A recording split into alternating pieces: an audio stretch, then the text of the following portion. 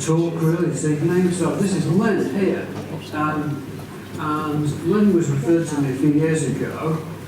She's got a full upper denture, but she's not able to wear a lower denture, and she's actually, seriously, she's the most difficult denture case I've ever treated. And thank you very much to the person who's in this room tonight.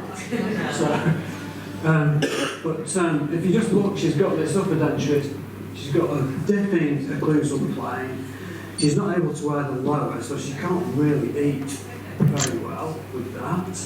Her wish, this was a wish list here, just 2 things on it really. She wanted dentures that fitted correctly so that she could eat, and she wanted to look very natural here as well. So let's have a look in her mouth.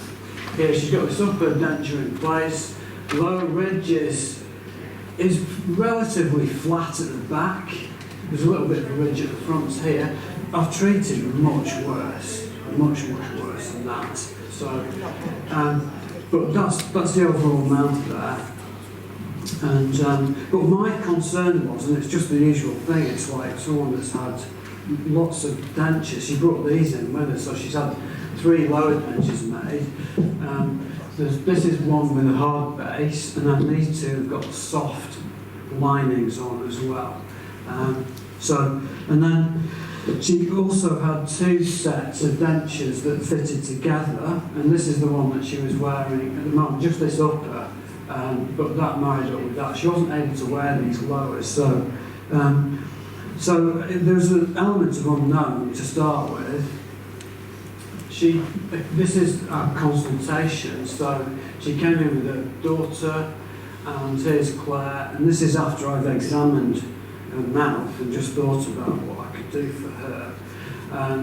I thought this was going to be a tough case actually, just purely because she's got multiple dentures, and she's also just not wearing a lower, and there's an element of unknown whether she's actually going to wear a lower. So, and these are my first thoughts, and this is what I discussed with her, was that we need to make a really nice upper denture and a lower complete denture with a soft line. I thought that was really what she was needing because of the 2 other ones that she had done, and also the history behind those other dentures that had been made for her, because the dentists that had treated her were pretty good and knew what they were doing, including a specialist as well. So I thought it would probably take 6 visits and require 4 reviews, and because of the length of time that it's going to take, this is like the high end of my denture costings really, just because I thought it was going to take quite a while.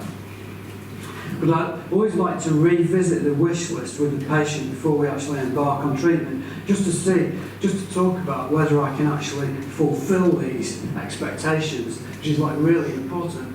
And I thought that I was 95% sure I was going to be able to help her with this lower, but with this 5% potential, we may need to have implant support in the lower just to help with that.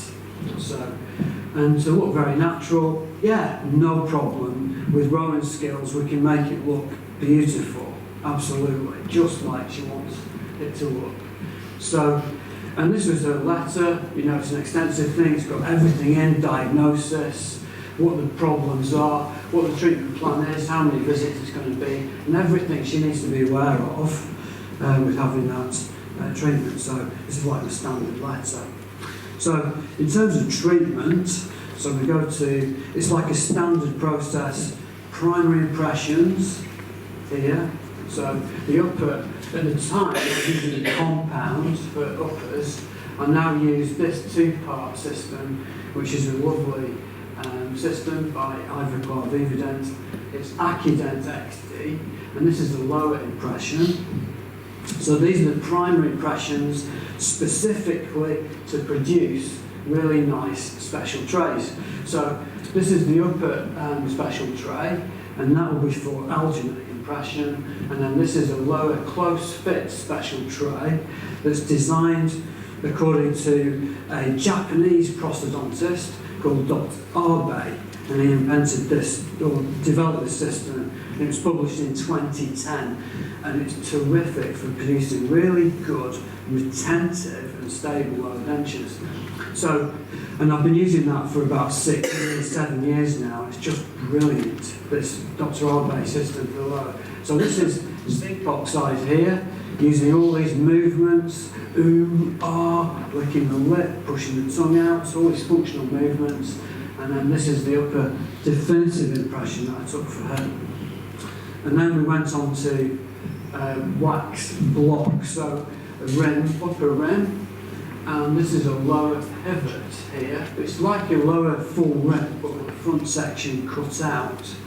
And it's called a Manchester block because Fraser McCordon developed it a few years ago in Manchester.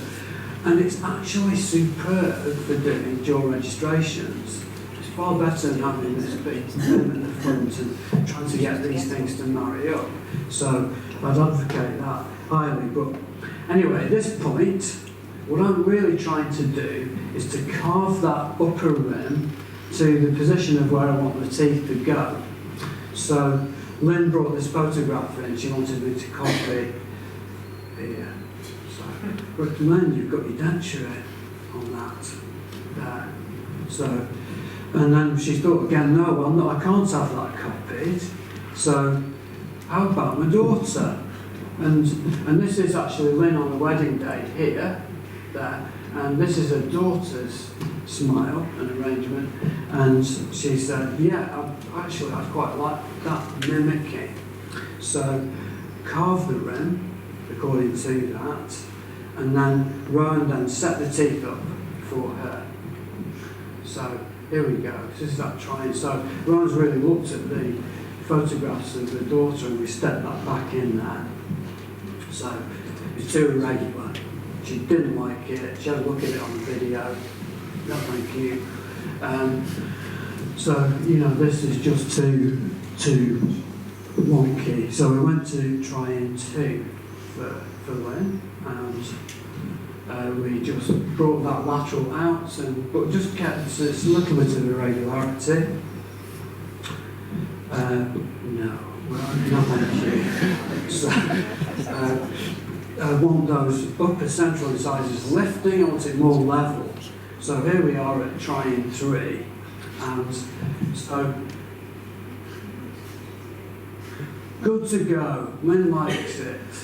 So, even though it looks like a denture, as far as I'm concerned. But anyway, it's really much what she wants, and it's fine, absolutely. So, so we now went to finishing the denture, and she did have a bit of a gag problem when I was doing the impressions, and also when I was doing the registrations, it was a little bit. She had this gagging issue. So in these sorts of cases, what I do is I just take the denture further forward. So the post down would normally be about here where the fovea palatini are, and that's the ideal for really great suction. But with someone with a gagging issue, I'll just take it forward, but I always preserve it around the tuberosities. So it goes right back around the tuberosities, and so we've still got that decent suction. And we've got a nice lip here on the back of the denture just to, go into the soft tissues and form that peripheral seal. Let's have a look at the lower. So this is this Dr. Abe designed lower, which I've been using for 7 years, and it's just ace. And they just fit beautifully, but on this we've got a soft lining here. It's Moloplast B, and that's just got a little bit of resiliency, and it's not as hard. So now she's quite a difficult patient in terms of just getting the bite right. So on this first stage here, when we fitted the teeth, I found that the bite was incorrect. And so Rowan set up this Gothic arch thing on here. And that enabled us to find exactly where centric relation is. It works just like this. Some of you may have seen this before. but it works just like this. So we get the patient to go forward and back on this one. It's a pin that makes a mark on an upper plate, and it's the back position that is centre of relation. It helps us to find that. So we did that for Lynne. This is not Lynne. If you imagine this setup was on her dentures itself. So we set that up, and then we remounted the teeth and milled it in, back on the articulator, so we've got a lovely even bite. We put it back in the patient's mouth. Because an even bite is like, I find it's so important to have that for success, particularly in these really difficult patients. So here we are, we've got it finished, fitted, milled in, bite's lovely, off we go. So then Lynne takes it away to wear it, and I give her all the information about adaptation, getting used to it, soreness, etc., all these sorts of things. But over the next few weeks and months, she's coming back and not getting used to it at all, and she truly hated these extensions at the back on this here.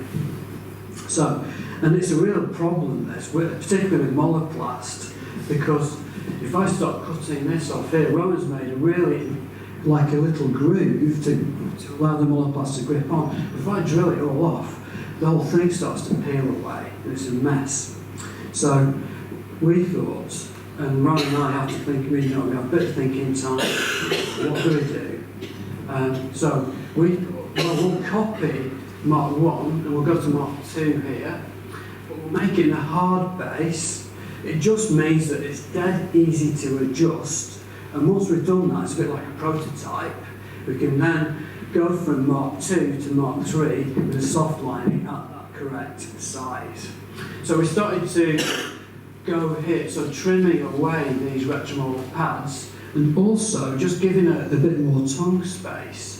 So if you see here, we go forward, I just shave a little bit off just to allow her more tongue space. So, and she would actually wear this with a bit of fixative in, just to cushion it, as if it's like a little bit like the soft lining. So this is what she actually wrote down. I've got to do like a little diary. So the bottoms, it's too big and bulky everywhere.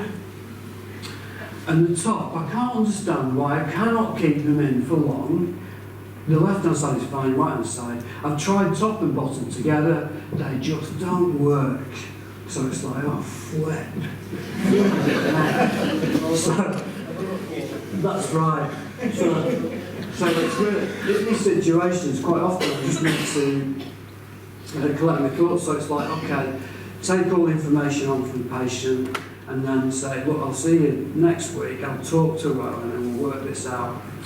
So we had a really good think about this, and we started to look at what's going on. So this is her existing upper that she was fine with, the ones with gaps at the front. And this is the new one. And we actually measured the distance between the tongue space, and if you actually look at it closely, it's quite clear, and Rowan just spotted this straight away as soon as he looked at it. She's got much more room for her tongue there than here.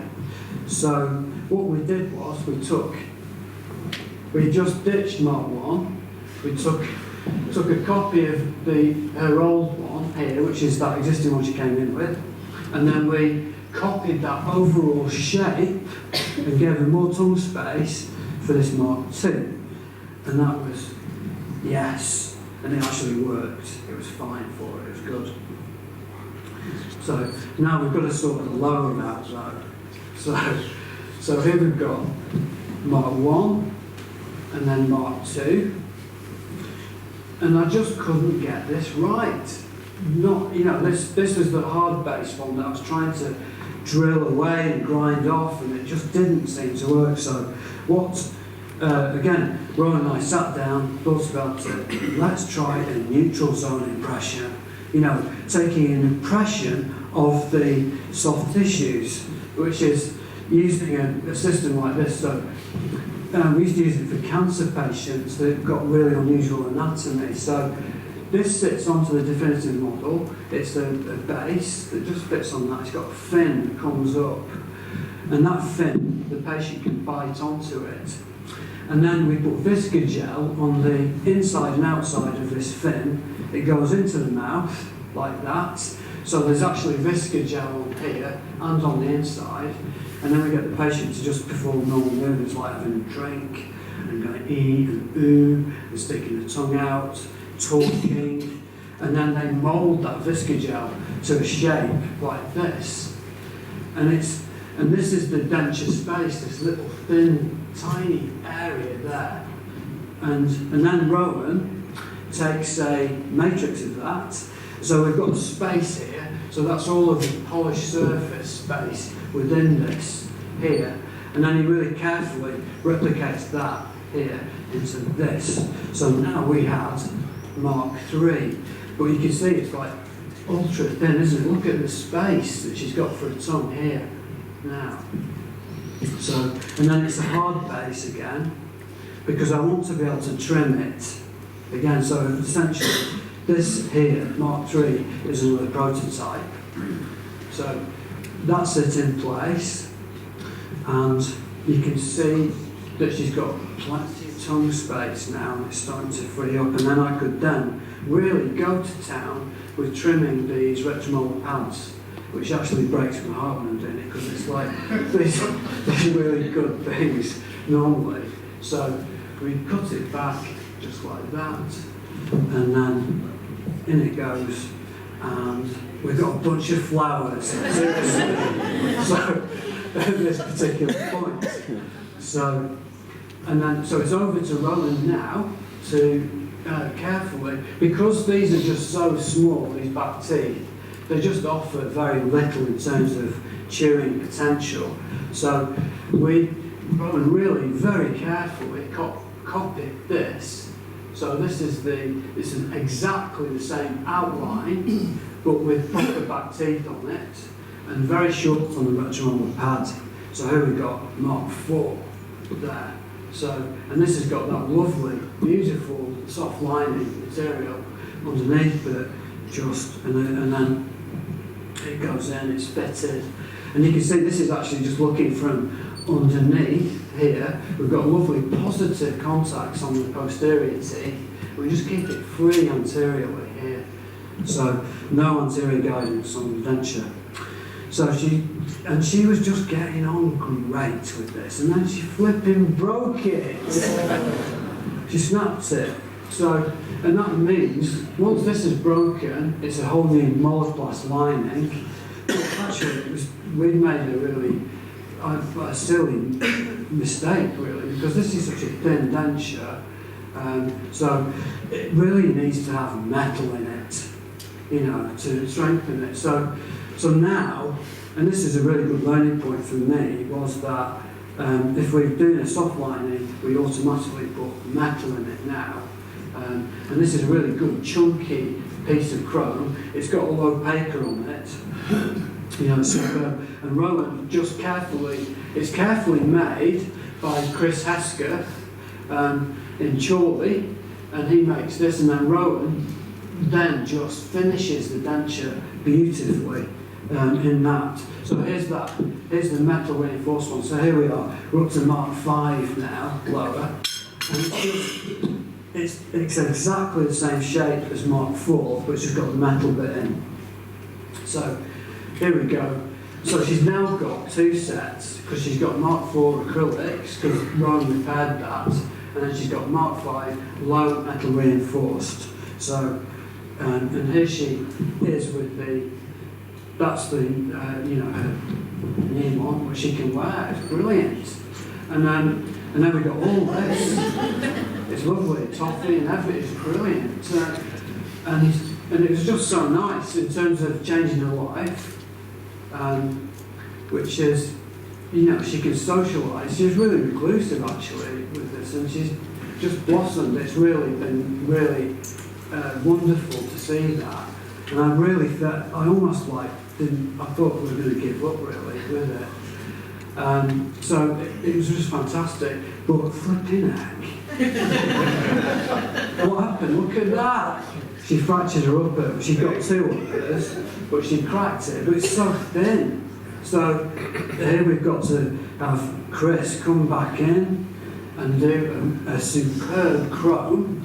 So he makes this little tiny chrome with these lovely little backings that fits within the denture, and we're really careful to preserve the polished surface. So this is just the same shape as the original denture. So now it's this. She's got these lovely metal reinforced upper and lower, and it's great. So now let's just have a look at this. It's interesting. So she paid £6,200. And that's what I've planned to do. And I worked it out. I've spent 52 hours treating her, 42 visits, and probably 60 hours of Robert's lab work time. It's just unbelievable. So, but this is what she said when we'd finished the treatment. And there were so many times, and I will be honest, there were so many times, because I had so much confidence at the beginning, and things just didn't go right, and I thought, you can't do it, this man's not going to be able to do it. You know, and I thought, what if he gives up? And I thought, he can't give up. You know, and I didn't want him to give up, and I thought, please, you never give up, just carry on. You know. And then I started to feel that we were going to come together, and it did, and it all did.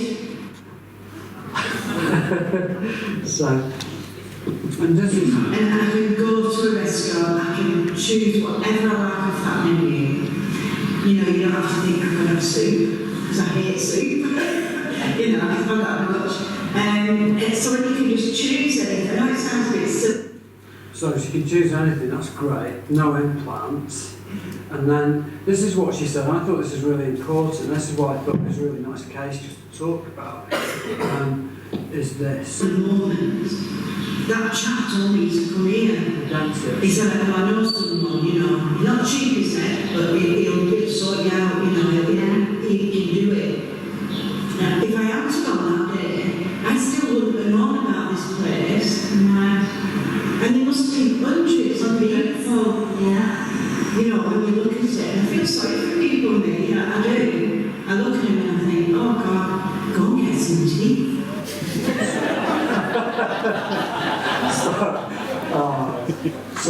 But it was, you know, it's really, it's funny looking back at it now, but it was just really, really hard work doing the whole thing. But I think that this is like John Besford's list of pecking order in terms of treatments, and I think, you know, she's the captain of the ship. She said, look, I can't cope with this, so I've got to go with it. And also, the other thing is, if I didn't have Claire, and also the whole team, you know, the practice, then it would have been a disaster, because she's her advocate totally, you know, helps me out massively.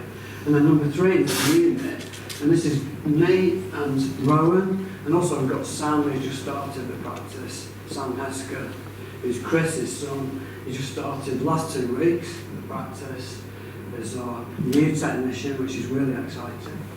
And then also, you know, the patient's family. So that's it. So, but interestingly, I've just done an audit, and we've looked through all of our cases over the past 12 years since I've been taking referrals and denture cases.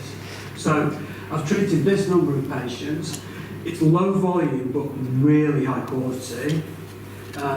I've had 1 failure, a patient I've needed to refund the money to, and that's the success rate at the moment. And interestingly, none of the patients yet that I've treated have requested implants afterwards as well, which is quite interesting too.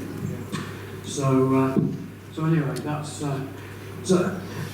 Thank you very much for coming tonight. It's been great having you here, and you know, despite the traffic. And if you've got any questions, please just ask now, and then we'll have John later. So, any questions about that case or anything. Yes. How long can you expect to have monoplast be to last? Great question. How long will monoplast last for? It's very much dependent on patients. So I say to them it'll be between 18 months and 24 months, and then it will need a reline. And it's quite a big job. Rowan currently needs, he really could do it in a week. So I've got to take the denture off them for a week to redo it. But it is very much dependent on the patient's hygiene and if they use fixative. So, for instance, Lynne uses fixative, and then that requires a lot of brushing, so it actually scrapes off the monoplast. So she'll need it doing certainly every 2 years. If they really keep it beautifully clean and don't use fix, then potentially 5 years. You know. So that's great. Okay, thank you. Oh, good.